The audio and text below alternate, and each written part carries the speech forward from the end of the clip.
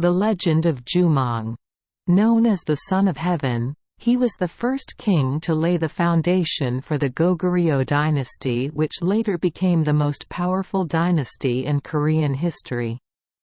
He is also called the God King of the East, and most myths about his origin follow the same basic plot.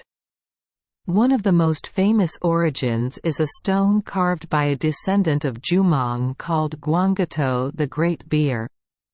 Paying homage to Goguryeo's history, the inscription reads, "King of the Goguryeo dynasty Jumong, child of heaven, whose mother was the daughter of the water god Habek." A more detailed version of his birth is given. Recorded in Samguk Sagi. Jumong's father Hae Mosu was sent to earth from heaven and met Yuhwa Jumong's mother. One day, Yuhwa and her two sisters were bathing by the stream when they were caught by Hae Mosu. Fascinated by the beauty of the three sisters, Hae Mosu tried to take them back to his palace, but on the way, the two sisters escaped, leaving Yuhwa alone with Hae Mosu. When he found out, Yuhwa's father Twi god Habek came angrily. Hae Mosu explains that he came from heaven and came here to marry Habek's daughter.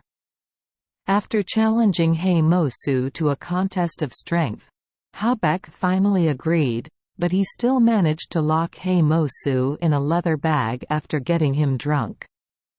Enraged, Hae Mosu burst out of the bag and flew away, leaving Yuhwa cursed and exiled by her father. During her exile, she met King Jumong and the king fell in love with her. Sympathetic to Yuhwa's plight, the king made her his concubine. One day, a ray of light crept through the jeweled window, touched the sleeping Yuhwa and made her pregnant. 5 days later, she gave birth to an egg, which King Jumong threw away in the hope that it would be eaten by wild animals. But no, the wild animals not only did not eat the meat but also protected the egg.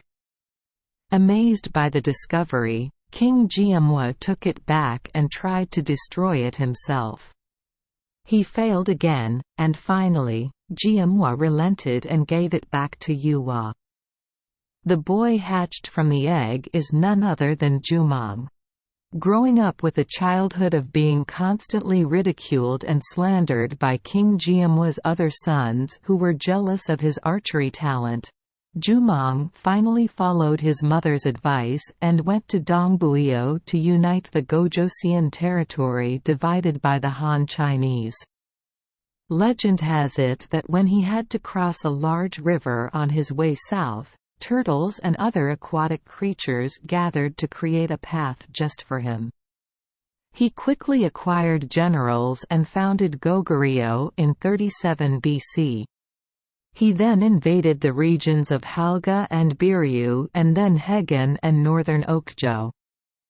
During the invasion, his mother, first wife and son Jumong stayed in the Dongbueo region where his mother soon fell ill and died. Hearing the news, Jumong called his first wife and sons Yi and Yuri to come.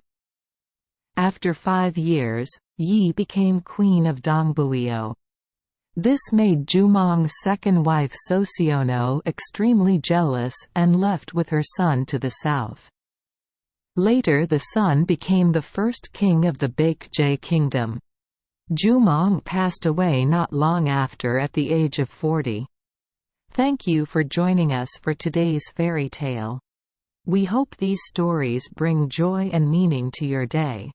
If you love our channel, please hit the subscribe button so you won't miss any exciting tales. Wishing you a good night and sweet dreams. See you in the next story.